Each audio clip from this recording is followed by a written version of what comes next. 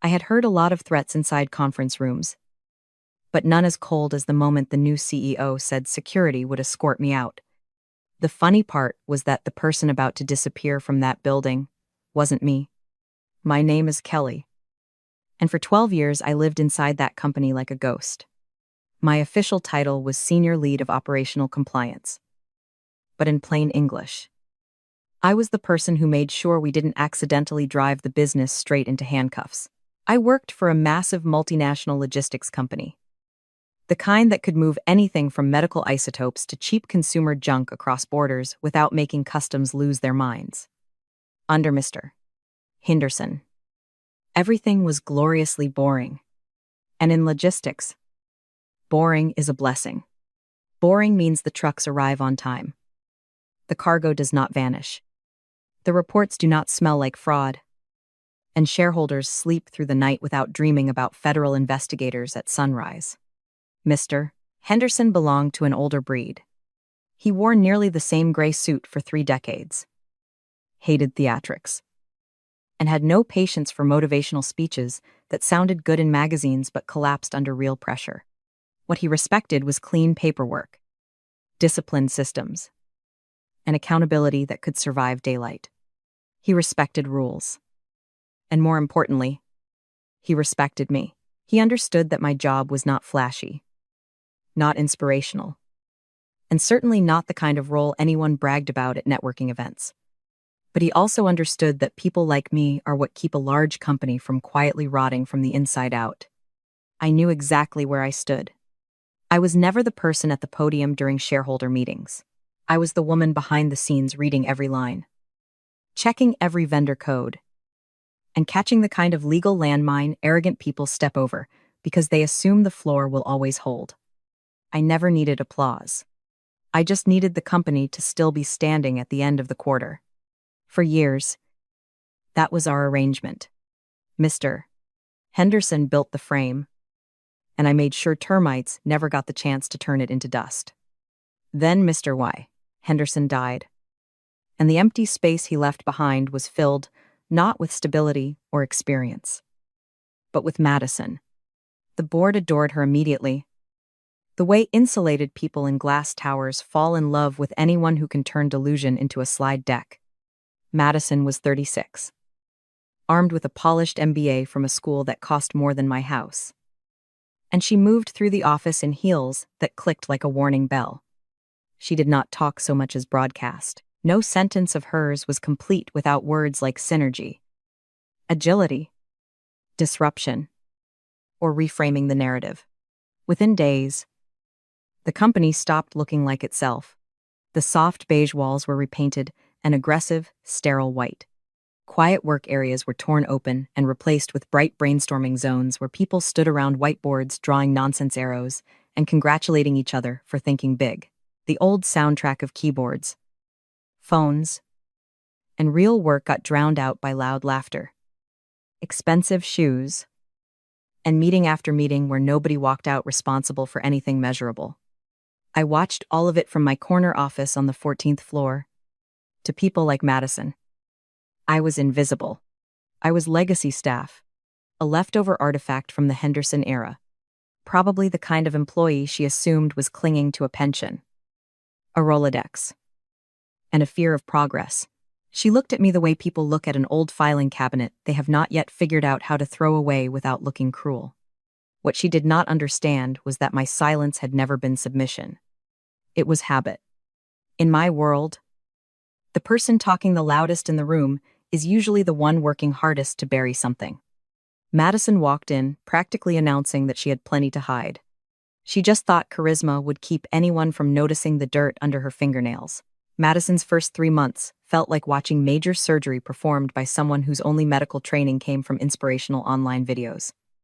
At first, everything happened quietly enough that outsiders could pretend it was just a normal leadership transition. But I could see the pattern immediately.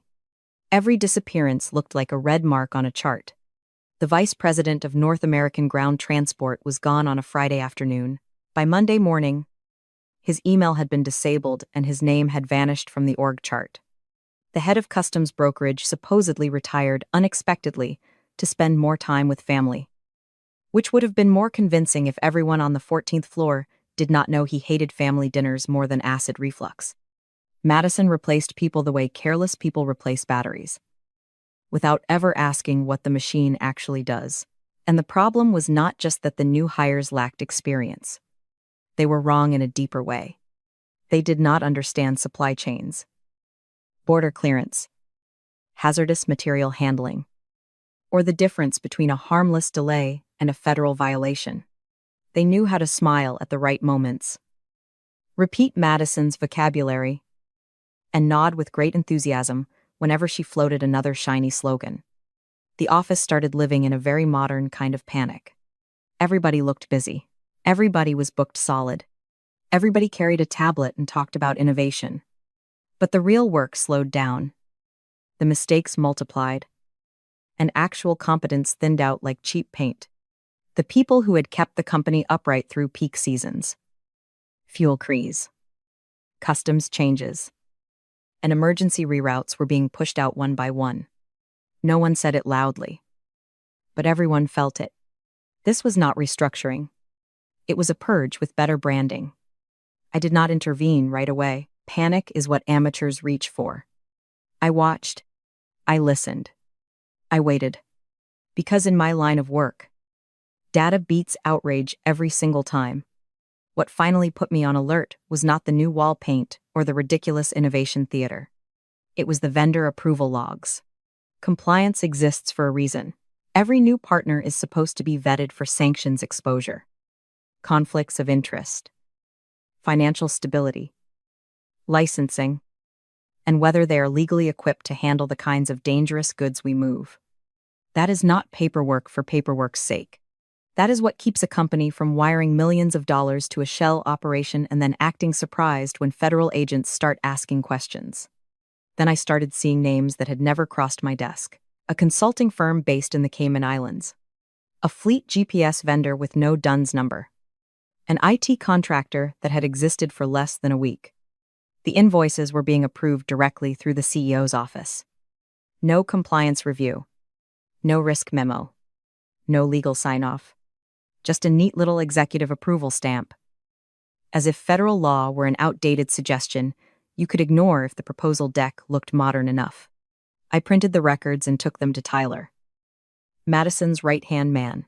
Tyler was the kind of executive assistant turned enforcer who wore tailored vests year-round, avoided direct eye contact, and somehow still projected smugness from every angle. I asked him about the GPS vendor. No website. No recognized operating history. Nothing that would make a sane person comfortable. Tyler laughed, dry and dismissive, like he was humoring someone too old to appreciate the speed of the new economy. He told me I was thinking too logically, said we were moving fast and did not have time for red tape. I told him it was not red tape. It was the law. If we were transporting hazardous materials, our tracking partners had to be certified. Tyler shrugged and said Madison had already approved it. My job, according to him, was to file it, not question it. That was the first moment I smelled the threat underneath all their polished corporate language. Tyler never raised his voice. Men like him rarely do when they think they are winning. The threat came wrapped in a perfectly office-friendly sentence. Either you file it, Kelly, or we find someone who will. To anyone on the outside, it would have sounded like a routine disagreement over process. But I had been in this industry far too long to miss what he was really saying. Get quiet. Get compliant. Or get gone. I went back to my office, closed the blinds, sat down at my terminal, and felt something cold and hard settle in my stomach. It was not fear. It was the kind of instinct you get when you realize the weather just changed and the thing moving toward you has teeth. If they wanted me to file it, I would file it my way. That was the day I started the shadow log. Every time they bypassed protocol, I documented it. Every time they overrode a flagged warning, I saved a copy with a timestamp. Every vague email, every approval lacking legal basis, every meeting where somebody used the word flexibility as camouflage for something plainly illegal. I archived, I digitized everything, verified everything, and backed it up somewhere the company network could not touch. They thought they were stripping the company for parts, selling off the boring, profitable divisions to fund Madison's glossy tech fantasies. They thought titles gave them gravity. They thought a nicer office and louder vocabulary made them untouchable. What they forgot was simple. The higher you climb on a weak structure, the worse the fall when the floor gives out. That evening, I sat in my office and watched the sunset smear itself across the glass towers outside. I exhaled slowly and made a decision. I was done arguing. Arguments warn people. Silence catches them sleeping. If you've dealt with people like Tyler before, comment number 1 below. At that point, I did not know exactly how I was going to cut them down, but I knew one thing with absolute certainty. I was not going to be the one who bled first. Over the next 4 weeks, the atmosphere in the company changed from merely toxic to actively radioactive. Madison was no longer just a vain CEO with a talent for empty slogans. She was becoming dangerous in ways you could actually measure in risk exposure. In lost revenue. In the probability of a refrigerated truck dying in the middle of the desert with life-saving medication inside. Every decision she made felt like it had been designed by somebody who had never stood in a warehouse, never talked to a driver, and never understood how small cost cuts can turn into major disasters. The first signal came from something almost laughably petty: the coffee machines. For 20 years, we had used a local vendor.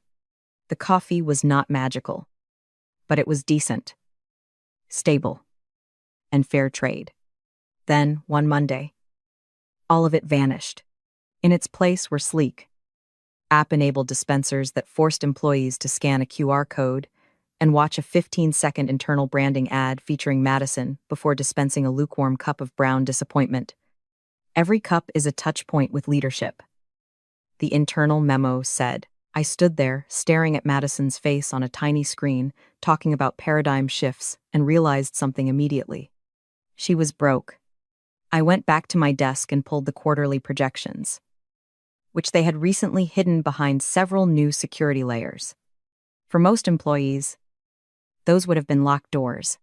For me, they were just a mild inconvenience. The numbers were bleeding red.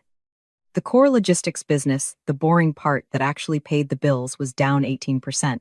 Why? Because Madison had fired veteran dispatchers and replaced them with an AI routing system that was currently sending refrigerated insulin shipments through Arizona in July. I sat there reading the reports and saw the truth in plain text. This was no longer branding nonsense. This was the kind of incompetence that gets people hurt and then rebranded as strategic turbulence. The real slap came on a Tuesday afternoon in the form of an email with one of those painfully smooth corporate subject lines: structural realignment, streamlining compliance. I did not need to open it to know it would be stuffed with polished language designed to soften blunt force stupidity. Still, I opened it because I wanted to remember exactly how they tried to legalize nonsense. According to the email, in order to better align with the company's agility goals, operational compliance would be folded under public relations. Then came the sentence that actually made me laugh out loud in my empty office.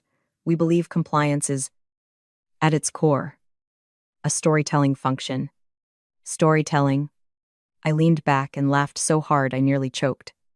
Compliance is not storytelling. Compliance is the thing that keeps your story from ending in criminal court. Putting compliance under PR is like putting the fire department under an arsonist because he photographs well. They did not want problems fixed anymore. They wanted problems spun, framed, and smoothed over until the stock market could swallow them without asking questions. Half an hour later, Chloe from HR appeared at my door without knocking. She had the kind of sweet, overtrained voice people use when they are trying to package disrespect as wellness. She chirped about a security audit involving all legacy badges. My heart did not leap. It just got heavier for one beat. My badge. I told her it worked fine. She smiled and said Madison wanted everyone moved to the new biometric system. Face scanning. No more old RFID cards. We needed to hand in the old ones so the technology could be recycled. Recycled. I repeated the word in my head like I was biting down on metal. They were not trying to recycle anything. They were trying to erase it. Erase the old systems. Erase the old access paths.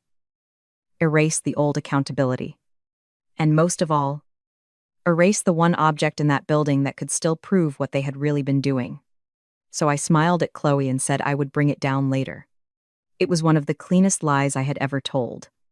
After Chloe left, her syrupy perfume hung in the doorway for a few seconds before the room settled back into its usual scent of paper, Stella coffee, and overheated electronics. I looked down at the badge on my desk. To Chloe, it was just an old piece of plastic with peeling laminate.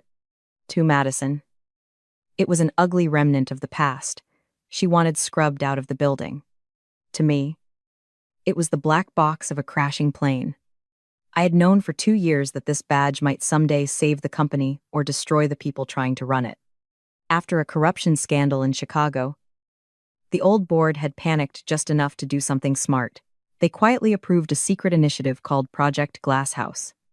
The idea was simple and terrifying. If management ever went rogue again, there needed to be an immutable record of what they did, where they did it, who was present, and what systems were involved. They did not hand that responsibility to legal. It's NOC, or HR. They handed it to me. My badge looked identical to every other badge in the building. But its RFID chip carried a secondary encrypted layer. Every time I badged into a sensitive area, the boardroom, server room, executive archive, it did more than unlock a door. It triggered a passive metadata capture. Who entered, how long they stayed, what documents were projected, what files moved across the secured local network, what device signatures were present. It was not cinematic surveillance. It was more dangerous than that. It was digital notarization. I checked the time. Tuesday. The old badges would be deactivated at 5 on Friday. That meant I had 3 days to make them hand me enough rope to build their own gallows. Instead of panicking, I felt my mind sharpen. People cornered by executive power usually beg, negotiate, or polish their resumes. I started planning. Because when someone mistakes your patience for weakness, there is no sweeter correction than letting them keep talking until the evidence finishes the sentence for them. The next 3 days turned into a sequence of movements so precise they almost felt mechanical. I showed up at every meeting I could reasonably insert myself into. I sat at the back, kept my face neutral, spoke only when necessary, and let myself look like exactly what Madison believed. I was one more aging compliance officer trying to stay relevant in a company sprinting toward the future. In reality, the badge hanging quietly at my hip was doing more useful work than any 6-figure consultant she had hired. I entered strategy sessions where Tyler casually floated the idea of shifting liability for lost cargo onto subcontractors in direct violation of contractual obligations. I badged into the records room while physical contracts were being shredded, even though they should have been preserved due to pending investigative risk. I moved through the executive archive, the legal floor, the secured server corridor, and the boardroom. Every badge swipe marked a point in time. Every point in time became another link in a chain of evidence. None of them realized they were forging for me. By Thursday afternoon, I could feel the pressure tightening. My account access started glitching. I got locked out of the server intermittently. My email password expired twice in one day. They were trying to wear me down, frustrate me, maybe push me into quitting before they had to pay severance. The thing they underestimated was the one quality age had only sharpened in me: spite. That evening, I sat alone in my office, watching the sunset smear gold and rust across the city skyline, reflected in the tower Madison thought she ruled. I lit a cigarette near the smoke detector. I knew exactly how to disable because I had written the safety protocol myself. The smoke drifted toward the vent while the pieces in my head kept locking into place. They thought they were modernizing a business. What they were really doing was leaving a paperless trail so clean it was almost insulting. By then, I was no longer just collecting mistakes. I was building a scaffold out of their own metadata and waiting for them to step up onto it.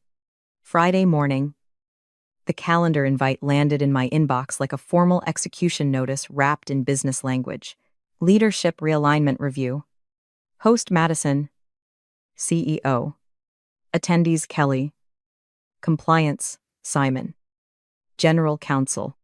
Location Boardroom A. Time 2:00 p.m. It was so obvious, it almost felt lazy. I stared at it for a few seconds, then closed the window without reacting, even though there was no one in my office to perform comm for. At lunch, I took a sandwich across the street to the little park facing the building. I sat on a bench and looked up at the polished glass tower reflecting clouds like it was a symbol of strength. From the outside, it looked like success. Scale. Power. Precision. What nobody outside could see was the rot spreading through the inside of it. The rerouted shipments. The deleted emails. The shell invoices siphoning money out of the system.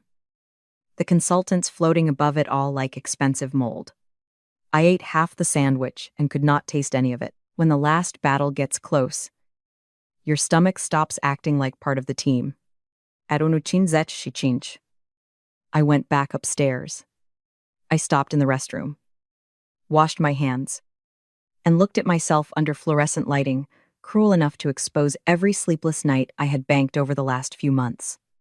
I saw the circles under my eyes, the silver in my hair, the fatigue of 12 years spent making sure this company did not accidentally blow itself apart.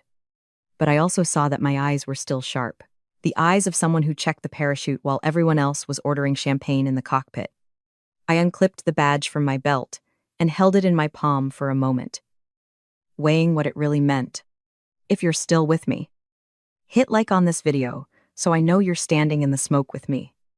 Then I looked at my reflection and said quietly, "All right, let's go get fired."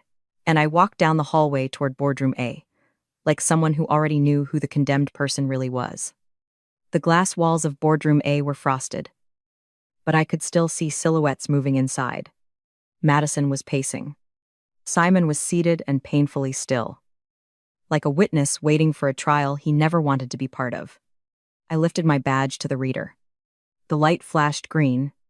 The lock clicked open. The system registered my entry, Kelly. Ena 957 p.m. Authorized. What nobody else knew was that the hidden protocol inside the badge had just whispered to the mainframe that a monitored session had begun and the chain of custody was now active. The room itself was 10 degrees colder than the rest of the floor. Madison liked it that way. She once claimed low temperatures sharpened synapses. But I had always assumed she simply enjoyed watching other people shiver. I walked in and ignored the chair that had been pulled out for me at the far end of the table. Instead, I placed my manila folder on the polished wood. The sound was soft, just paper against lacquer. But in that room, it landed like a gun being laid on the table. Madison kept swiping at her iPad for a moment longer.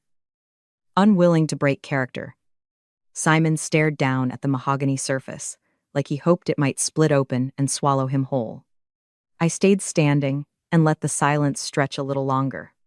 People like Madison hate silence because it robs them of control over the tempo. Eventually, she stopped and turned to Simon with the same bored authority someone uses to order coffee. "Go ahead." Simon cleared his throat. It sounded dry and mechanical, like gears catching in an old machine.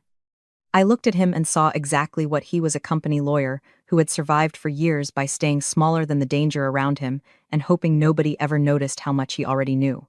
The problem was that this time the danger was sitting at the head of the table, wearing designer heels and mistaking swagger for immunity. I was not afraid.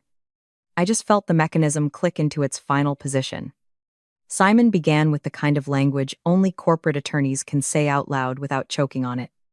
Significant transformation, agile integrated model, elimination of functional redundancy. I cut him off before he could finish burying my department in jargon. "Speak English." "Simon." He blinked, swallowed, and finally said it plainly. They were eliminating the standalone compliance function. I repeated the phrase slowly so it could sound as absurd in the air as it did in my head. Eliminating compliance. Removing the brakes from a speeding car. That was when Madison finally looked directly at me. Her eyes were cold and flat. She said they did not need a department of people whose job was to say no all day. They needed enablers. They needed people aligned with momentum. Then she delivered the insult she had clearly practiced. My energy was historic. Heavy. Not aligned with the brand. Historic energy. I tasted the phrase like broken glass. In this company, following regulations had become outdated behavior. Obeying the law had become a branding issue.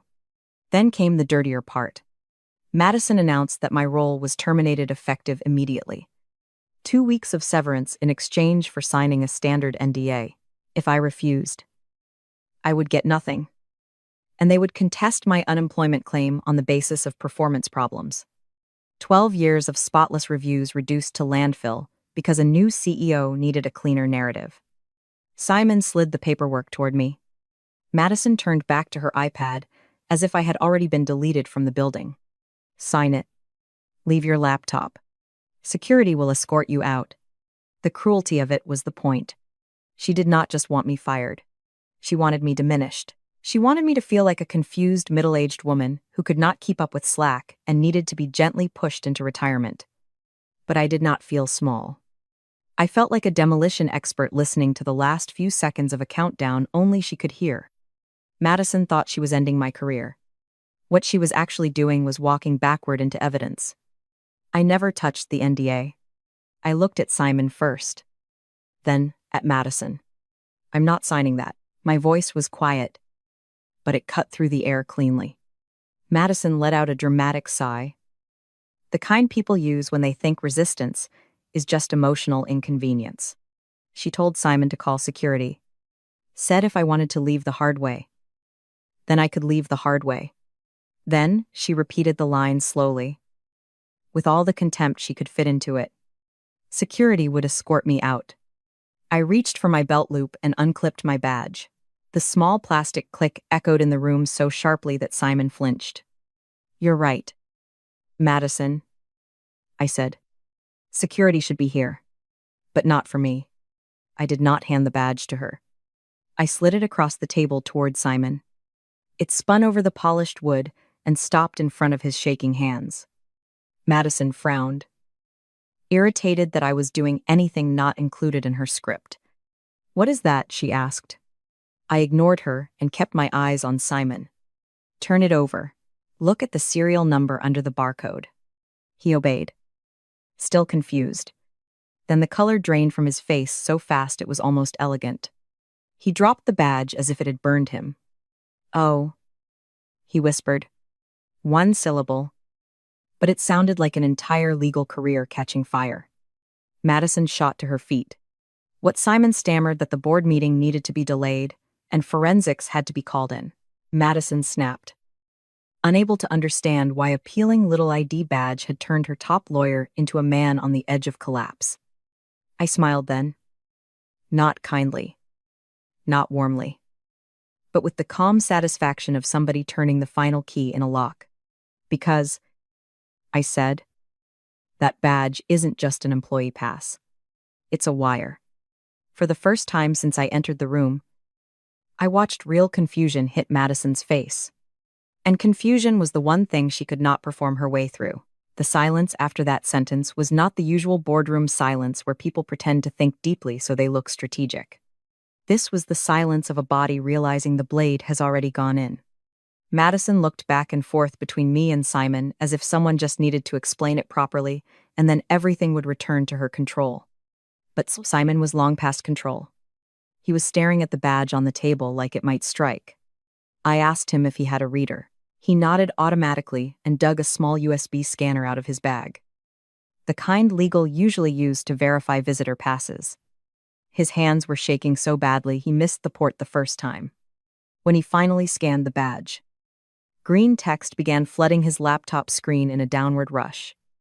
Entry logs, session chain, metadata packets, document notary records, device signatures, current session. Madison moved around the table. heels clicking faster now. "What the hell is that?" she demanded. Simon answered in a voice that had almost no life left in it. "Logs. All of it." I told him to open the folder marked current session. He did. A window appeared showing the current date. Current time. Attendee IDs. Active file traces. And one line that might as well have been a judicial ruling retaliatory termination event. Madison shouted that I was recording them and that it was illegal. I leaned back against the wall for the first time in the meeting and felt strangely comfortable. I told her to review her employment contract. Section 14. Paragraph B. All executive meetings held on company property were subject to internal monitoring for quality and compliance assurance. Mr. Henderson had written it 20 years ago to catch petty office theft. Madison had just used it to hang herself. Simon added the piece that finally made her face change. This was not just an internal monitoring tool. It was a board-designated chain of custody device recognized as a federal audit instrument. That was when fear showed up, not irritation. Not arrogance. Not disbelief. Fear. And once fear enters a room like that, the game is no longer about power. It is about survival. Once Simon understood what he was looking at, I started laying out the rest of the cards. I spoke slowly. Not for dramatic effect, but because I wanted every word to settle into the wood, to the air, and their memories. Over the last 4 months, every time they discussed bypassing customs regulations, my badge had logged it. Every time Tyler bragged about paying off that inspector in Miami, it logged that too. Every time Madison approved a vendor payment to a Cayman shell company from her personal iPad while connected to the boardroom Wi-Fi, the system captured the handshake, verified the device ID, and stamped the transaction context. Madison froze. I pointed to the manila folder. "That isn't my severance packet. It's the index." She opened it with trembling fingers. Page 1 was a summary of unauthorized vendor payments totaling $4.2 million. Page 2 contained transcripts of conversations about illegally firing protected veteran employees. Page 3 was a time-stamped record showing Madison directing IT to delete subpoenaed emails. Each page was short enough that it could not be dismissed as context manipulation, but dense enough to make any investigator feel like Christmas had come early. Then I brought up the hazmat reclassification scheme, the one where they had discussed coding hazardous chemical transport as ordinary dry goods to save 15% on insurance premiums. Simon put his head in his hands and asked Madison if she had really approved it. She tried to call it a coding error. I cut in and reminded her that the logs showed she overrode the warning flag twice. Twice is not an error. Twice is intent. Madison started circling the room like a trapped animal testing the fence. She still had not fully grasped the scale of the collapse. I had.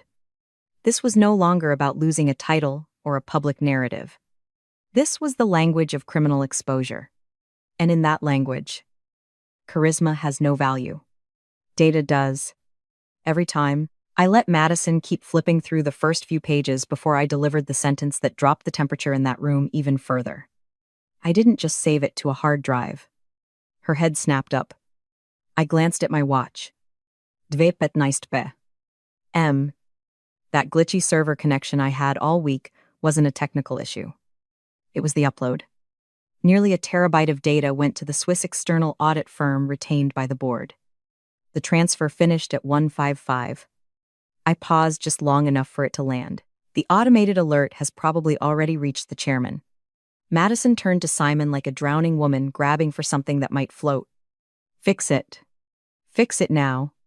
Simon closed his laptop, removed his glasses, and rubbed the bridge of his nose like a man whose skull had suddenly aged 10 years. I can't fix this, he said. The toothpaste isn't just out of the tube. The tube has been launched into the sun. Madison screamed that she would fire him too if she had to. I told her she couldn't. Because 20 minutes earlier, the second I formally handed over that badge and triggered whistleblower protection, federal law stepped into the room. If she tried to fire Simon now, he became a witness. Somehow, even in the middle of all that panic. I nearly laughed.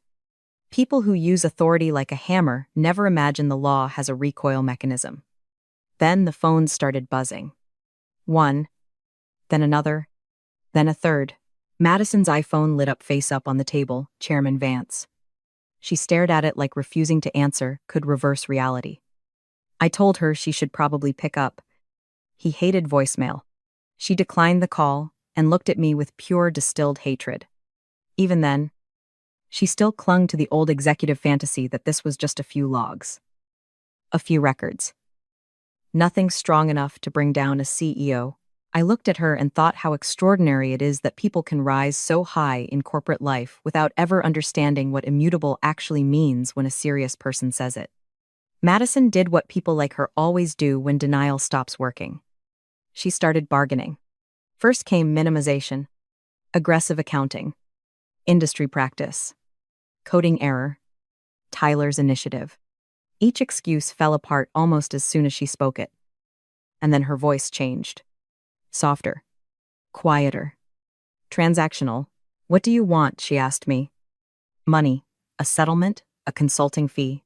She said it like she was negotiating with a difficult vendor, rather than the woman who had just laid her future out on the table in numbered pages. I told her I did not want money. I wanted my company back. She gave me the insult she probably thought would put me in my place. I was just a middle manager. Nobody. I told her I was the one who kept the lights on. The drivers paid. And the cargo inspected, so we did not accidentally ship a dirty bomb into a port. People like her saw companies as tickers and brand assets. I saw the human beings underneath the glass doing the work that made those tickers possible. Right then, a high-priority message flashed on Simon's laptop. He opened it. Read it. And closed his eyes. Then he announced, in the exhausted voice of a man who knew exactly what history would remember him for, that the board had convened an emergency session and was placing Madison on immediate administrative leave. All system access was revoked. She grabbed her iPad and tried to unlock it. Access denied. Then her laptop. System locked. She looked up, and for the first time, she no longer looked like a CEO. She looked like a person unplugged from the machine she thought she owned. The boardroom door opened. It was not security for me. It was Tyler. Sweaty and pale. Carrying a cardboard box full of his personal belongings, like every mediocre middle operator ever ejected from a collapsing regime. HR had already terminated his contract for unauthorized data transfer. He saw the badge on the table and understood. Then the heavy footsteps came down the hallway. The real security team had arrived. And this time, they knew exactly who they were escorting out. When Frank and the second guard appeared in the doorway and addressed Madison in that flat, immovable tone only seasoned security professionals can manage, I suddenly remembered why I had taken all of this so far. It was never about wounded pride. It was not about severance. It certainly was not about winning some executive ego contest. I did it because 10 years earlier, this company had nearly died from internal rot. Back then, a regional vice president in the Midwest had been running a kickback scheme with a construction contractor. He skimmed millions and slashed warehouse safety budgets to feed it. Then a roof collapsed in Kansas City. 2 men died. One of them was 22 years old. Mr. Henderson flew there himself, met with the families, and paid for the funerals out of his own pocket. When he came back, he called me into his office. I was just an analyst then, and honestly thought I was about to be fired for escalating too many concerns. He stood by the window, watching gray rain hit the city, and said, "We failed. I failed." I told him we could tighten the audits. He shook his head. "Audits are paper," he said. "Paper can be forged." What he needed was a conscience. Someone who did not care about being liked by executives. Someone who cared more about truth than stock price. That was the day Project Glasshouse was born. The badge was never just a surveillance device. It was a covenant. The board gave me a specific charter to protect the integrity of company operations from every threat, internal and external. I took that responsibility like an oath. When Madison arrived, I really did try to give her a chance. But once she started dismantling the safety controls we had built after those deaths, I knew she was not just greedy. She was erasing memory. And if I let that happen, people would die again. I had seen what negligence looks like after the headlines fade. I was never going to let this company bury another body under a slide deck.